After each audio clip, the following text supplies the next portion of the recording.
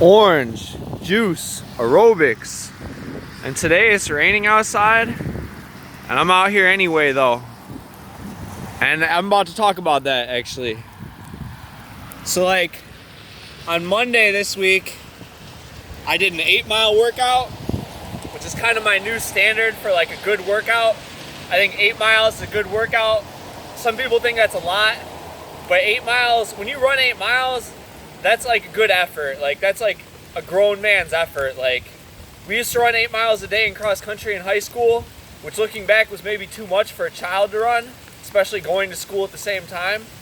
But when I do 8 miles now as a 35-year-old adult, I just turned 35 last week, it definitely makes me sore. I was sore all day Tuesday. Then I ran again on Wednesday, and then I got even more sore, and I ended up having to take Thursday and Friday off. So I did an 8-mile workout on Monday, but it almost tired me out too much to the point that I didn't really have enough energy to come out here and train.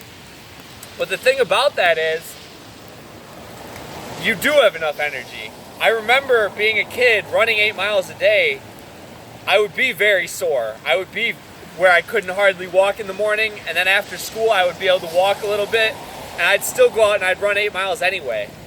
So long story short, I was kind of taught though by, I don't know if you want to call them good coaches or obsessive coaches, I was taught though that 8 miles a day is a good amount to run, and that's almost a professional like runner's workload. But at the same time, I'm glad that they taught me that that level was the average, because it is the average, and it's an athletic average. It's the athlete's average. But I'm glad that they set that bar for me, because otherwise you would almost think it's not even possible, because you get so sore sometimes. But in all reality, I could only do it one day this week, so I only ran 8 miles one day this week. But it was good. I'm doing 8-mile workouts again, so I've built up enough strength to where I'm doing 8-mile workouts again, which feels good. And hopefully I'll run more and more miles. But it's not all about distance either. So then Wednesday I came back and I did a 100-meter sprint workout. So by mixing it up too, you can really shock your body and get in better shape. But okay, this is the point of all that. So like, what is good? What is great? Like, what's a good athlete? As you can see, like it's raining pretty hard right now, and I'm out here and I'm about to do aerobics. I'm about to run a mile. I'm not great. I am not great. I am a mediocre athlete at best. In fact, I'm a good park basketball player. Like, as you might guess, like, especially now, like, running all year and, like, working on my speed, I'm very good at the park. Let me just explain it like this, because a lot of people are good at basketball nowadays. So let me just explain it like this. I am a mediocre athlete. I didn't even make my high school basketball team. But the reason I win a lot is because I do some of the crazy stuff like this. Like when it's raining, I run anyway. Or when I was younger, I would run with a tire, carrying a tire. I would run with a tire when I was in middle school. Or I'll wake up in the morning and I'll run at 6 a.m. sometimes. Or I'll run at night sometimes. Or sometimes I'll run 6, 7, 8, 9 days in a row. So I do a little bit of the crazy stuff, like training in the rain. And I win a lot. I win a lot on the playground. But when I go against like someone who like had like an athlete in their family, or like a Shannon Sharp who just lives in the weight room, I get destroyed. I get absolutely destroyed. And then it's like, do you even play basketball? Do you even lift weights? Do you even run? Because sometimes I'll go against people like a Kobe Bryant who will just kill me, and there's nothing I can do. They're just so much better than I am at sports. And that's just kind of how sports are though. And like, if you train really hard and you put your soul into something and you come out in the rain and you run in the rain, you might think, wow, I'm really good. I work really hard. You might not be the best though. The reality is, you can make a lot of sacrifices. You can wake up at 4 in the morning and still not be the best anymore, because there's so much talent out there. And like I said, like I win a lot. Like I win a lot on the playground because I do stuff like this, but I'm still mediocre. So even when you make these sacrifices like running in the rain or training 8, 9 days in a row, don't expect to be the number one. Like, and I've heard this before said too, like you got to be good before you can be great. Like, try to be someone who people respect as an athlete, or who you respect as a runner, or a power lifter, or a basketball player. But at the same time, you got to be in third place before you get in second place. You got to get in second place before you get in first place. So, like, you know, you're going to lose to people sometimes, and that's just the reality of it. And a lot of people get frustrated, or they'll train in the rain and then they lose anyway, and then they quit.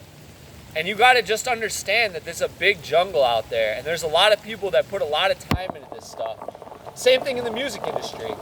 And that the reality is, you might go against a Billie Eilish who has Phineas, who's been working for 40 years, or someone whose dad played college sports and had a weight room their whole life. And they're going to beat you occasionally, and that's just the way it is sometimes, and you just kind of have to accept that. But making sacrifices like this are going to lead to a lot of wins. I mean, I don't lose on the playground very often. So I guess that's the point I wanted to make. So we out here in the rain getting it in.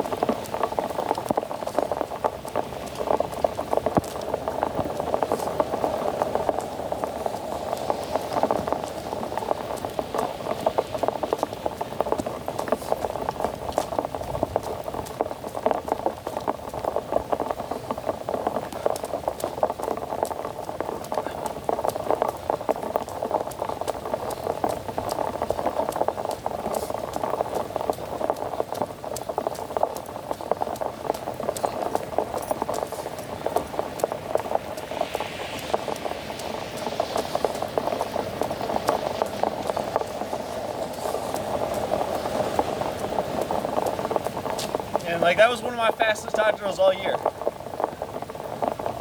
So we're approaching 12 months, and that was one of the best dot drills I've done all year.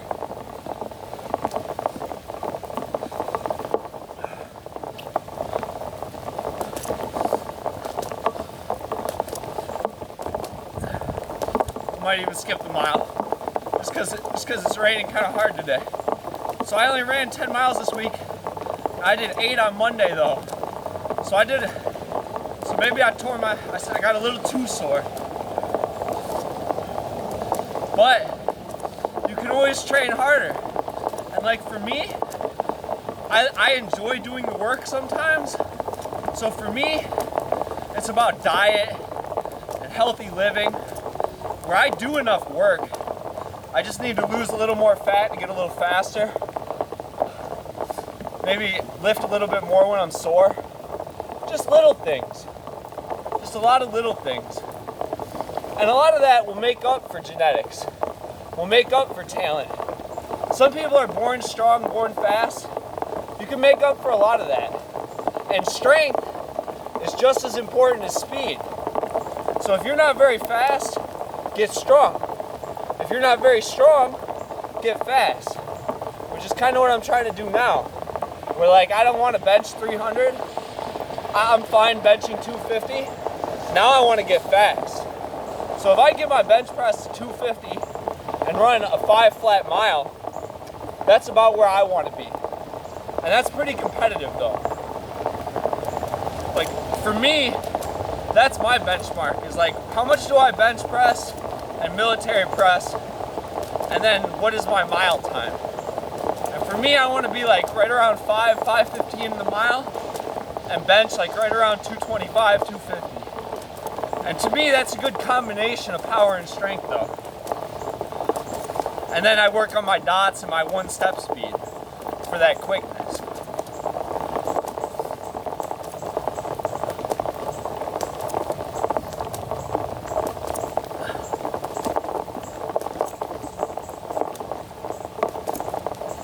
Okay, we're gonna call it today though, because it's raining kind of hard now.